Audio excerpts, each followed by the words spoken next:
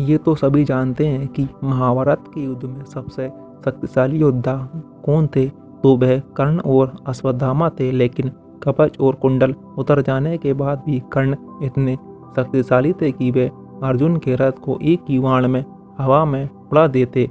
लेकिन ऐसा नहीं हो सका। आइए जानते हैं इस वीडियो के माध्यम से, अंत तक बने रहिए हमारे साथ। नमस्कार दोस्तों, स्वागत है आपका हमारे YouTube चैनल कर्मा में।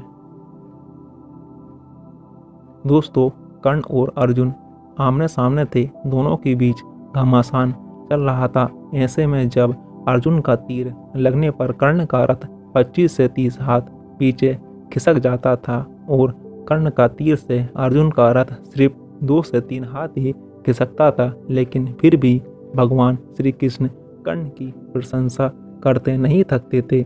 ऐसे में अर्जुन से रहा नहीं गया और उसने पूछ ही लिया कि हे पार्थ, आप मेरी शक्तिशाली प्रहारों की वजह उसके कमजोर प्रहारों की प्रशंसा कर रहे हैं। ऐसा क्या कौशल है उसमें?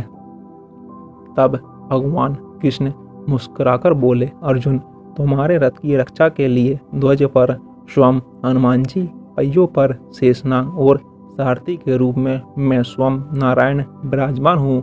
इस सब के बावजूद कर्ण के प्रहार से अगर ये रथ एक हाथ भी खिसकता है तो मानना ही पड़ेगा कि कर्ण में अद्भुत पराक्रम है।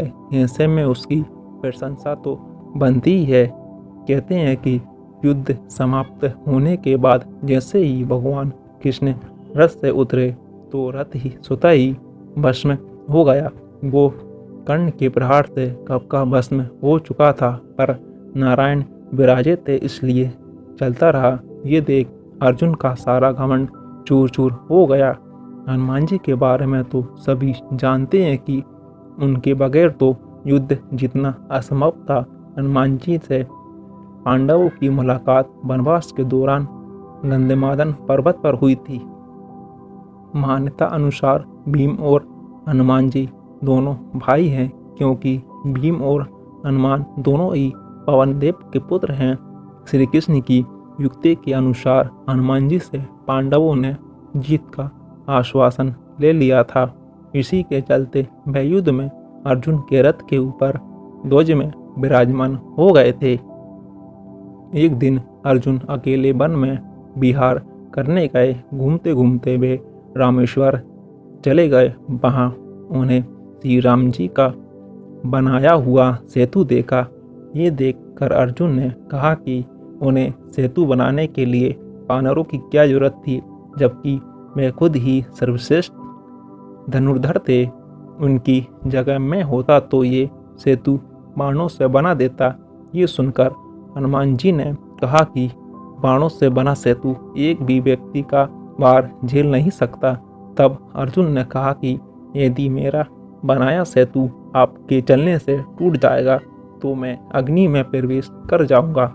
हनुमान जी ने कहा, मुझे स्वीकार है, मेरे 2 चरण ही इसने झेल लिए तो मैं हार स्वीकार कर लूँगा। तब अर्जुन ने अपने प्रचंड बाणों से सेतु तैयार कर दिया।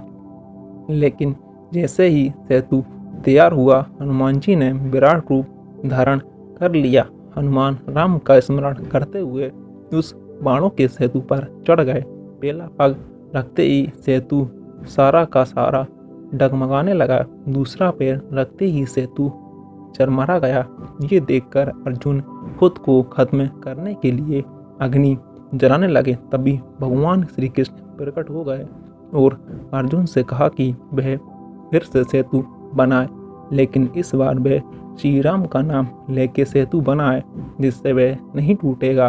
दूसरी बार सेतु के तैयार होने के बाद हनुमान जी फिर से उस पर चले, लेकिन इस बार सेतु नहीं टूटा। इससे खुश होकर हनुमान जी ने अर्जुन से कहा कि वे युद्ध के अंत तक उनकी रक्षा करेंगे। इसलिए कुरुक्षेत्र के युद्ध में अर्जुन के रथ के ध्वज में हनुमान जी विराजमान हुए और अंत तक उनकी रक्षा की। कुरुक्षेत्र के युद्ध के अंतिम दिन कृष्ण ने अर्जुन से पहले रथ से उतरने को कहा। उसके बाद श्री कृष्ण रथ से उतरे।